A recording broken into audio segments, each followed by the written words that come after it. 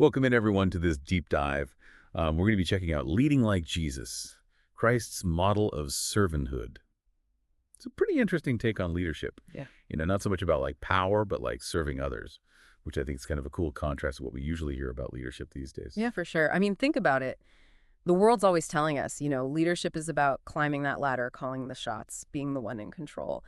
But this book, Yeah. it's like it flips that whole idea on its head, It totally does. Yeah. Like right off the bat, It's like how Jesus shows us a whole different way. It's all about being humble, sacrificing yourself, putting others first. Like, Yeah. I mean, come on. Jesus washing his disciples' feet. That's not exactly the first thing you picture when you think powerful leader, right? It's powerful, though, just in like a totally different way. Like, think about it. Back then, everyone was obsessed with power and status.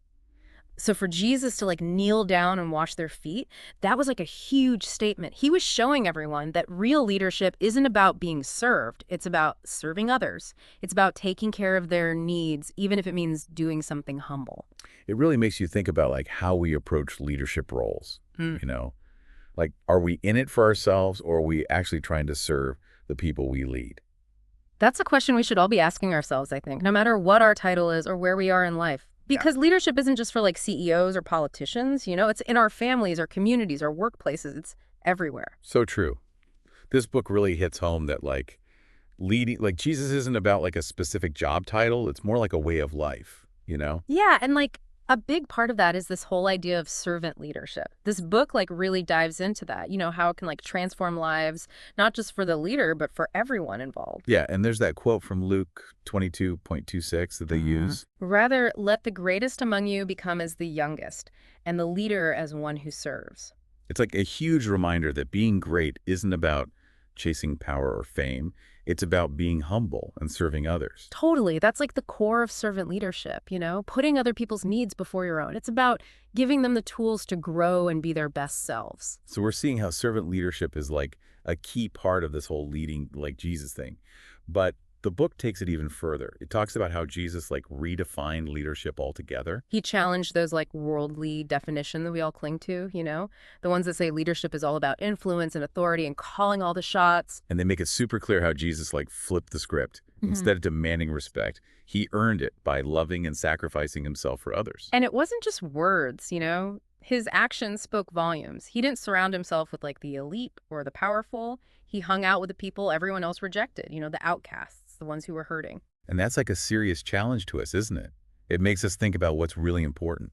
Are we trying to climb the social ladder, or are we willing to help those who are struggling? It can be an uncomfortable question. But if we want to truly understand what it means to lead like Jesus, it's one we gotta face. And they even use a quote from Mark 10:43-45 to really drive that point home. Whoever wants to be great among you must be your servant, and whoever wants to be first must be slave of all. For even the Son of Man did not come to be served, but to serve and to give his life as a ransom for many. It's pretty profound when you think about it. Like, to be great, you got to be a servant. To be first, you got to be willing to be last. It's like everything we think we know about leadership turned upside down. Totally. And it shows just how radical Jesus's message was. He was like turning the world's values inside out, showing us a whole new path to true leadership. It's definitely not the easy path, but it's the path that leads to real change and making a difference. And that brings us to another huge part of leading like Jesus: integrity and being authentic. This book makes it crystal clear that leadership without integrity is going to crumble. It's like building a house on sand. It just won't last. And they use that quote from Proverbs 10:9 to like underline that. Whoever walks in integrity walks securely, but he who makes his ways crooked will be found out. It's like a truth that never gets old. You can't fake integrity. It has to be a part of who you are deep down. Absolutely. And this book shows how Jesus lived that out, He was the real deal, honest, consistent, genuine. He didn't just talk about doing the right thing. He actually did it. So we're seeing that leading, like Jesus means serving others, leading with humility and being a person of integrity. Yeah. They all kind of work together, right? Yeah, they're like threads in a tapestry, all woven together to create this picture of leadership that reflects the heart of Christ. Yeah. And that's what makes it so powerful. It challenges us to go deeper than just the surface and embrace something way more meaningful. Yeah, it is inspiring, but I got to admit, it can feel kind of overwhelming. Like, how do we actually do this stuff? It's easy to talk about servant leadership and humility and integrity, but like, how do we actually live it out Yeah. in the real world with all its craziness? Right. That's the million-dollar question. Yeah. You can get lost in the theory, but the real challenge is putting it into action. Luckily, this book doesn't just leave us hanging with these big ideas. It gives us some practical steps we can take. Yeah, those faith action steps were super helpful, like little reminders to actually do something. Totally. They take those abstract concepts and turn them into concrete actions. For example, in the servant leadership section, it asks us, am I leading with the servant's heart, or am I mostly looking out for myself? Wow, that's a powerful question. Hmm. It really makes you think about your motives, you Yeah. know? Like, are you really focused on serving others, or are you just trying to climb the ladder? And then it follows up with a specific action step. How can I serve those around me today? It's like a call to action to look for ways to put others first, even in small ways. So it's not about waiting for some big opportunity. It's about finding ways to serve right now, like helping a coworker, or listening to a friend who's having a tough time, or volunteering for a cause you believe in. Exactly. It's about shifting your focus from yourself to others, making a conscious effort to meet their needs. And that leads to another faith action step that really hit home for me. It's in the section on redefining leadership, Yeah. where they challenge us to ask God to take away our pride and replace it with humility and a servant spirit. I like that they bring in the spiritual side. It's like recognizing that changing our hearts and how we lead isn't just about willpower. It's about something bigger than ourselves. Right. It's about letting go of our ego and our need to control everything and letting a higher power guide us. And that connects to the last faith action step I wanted to mention. It's about integrity and authenticity, asking us to look at how honest we really are. Am I leading with honesty, or am I letting little compromises slip in? That's so important because it's those little compromises that can really damage your integrity over time. Yeah. You might think they're no big deal, but they can slowly chip away at Mm. your moral foundation. Exactly. And they encourage us to pray for strength, to walk in integrity every day, to resist those temptations, to cut corners or compromise our values. It's a reminder that integrity isn't just about the big choices, it's about all those little choices we make every day. I also loved how they ended the book with that prayer for godly leadership. Yeah. It's a beautiful summary of what it means to lead, like Jesus asking God to teach us to lead with humility, to serve without expecting anything in return, to lead with integrity, and to be a reflection of Jesus in everything we do. It's a perfect way to tie it all together. It reminds us that leading like Jesus isn't about worldly success or recognition. It's about aligning ourselves with God's will, letting his love and grace work through us so we can bring peace and healing to the world. That's beautiful. It makes me wonder, though, how do we measure success when it comes to leading like Jesus? It's obviously not about the same things the world values, profits or followers or whatever. Yeah. What does it actually look like to succeed in leading like Jesus? You've hit on a really important point. If we're going to embrace this model of leadership, we got to redefine what success means. And I think the answer is in those fruits of the Spirit, love, joy, peace, patience, kindness, goodness, faithfulness, gentleness, and self-control. Those are the qualities that define Jesus's life and leadership, and they're what we should be striving for. So it's not so much about what we achieve, but about the changes that happen inside us as we try to lead like Jesus. It's about how we affect others, how we inspire them, how we show love and compassion, even if we never see the results. That's a great way to put it. It's realizing that true success isn't about what we accomplish ourselves, but about the positive impact we have on other people. And that brings us back to that main message the book keeps driving home.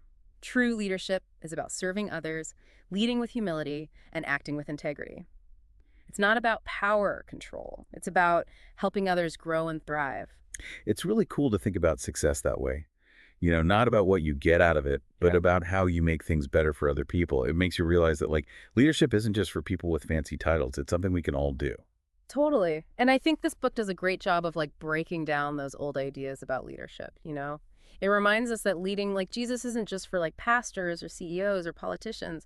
It's a way of life anyone can live. So it's not just about the big shots. Yeah. It's about parents, teachers, volunteers, friends, anyone who can influence others. Exactly. It's about seeing those leadership opportunities all around us every day. It's about approaching those moments with a servant's heart, being humble and always doing the right thing. I'm curious, though.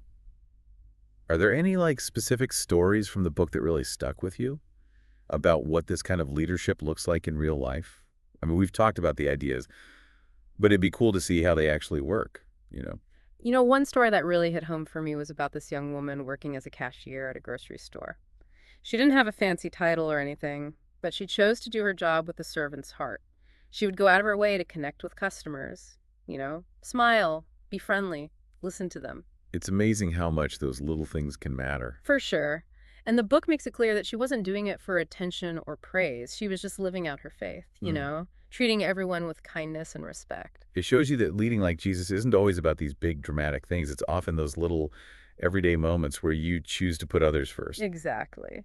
And the book has other stories too about people living out these principles in their own ways.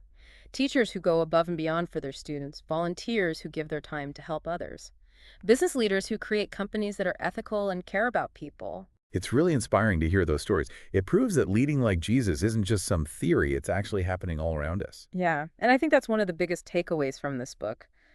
Leading like Jesus is something we can all do. We don't have to wait for some special position. We can start right now in our everyday lives. By choosing to serve others, to be humble, and to always act with integrity. Exactly. It's a journey, not a destination.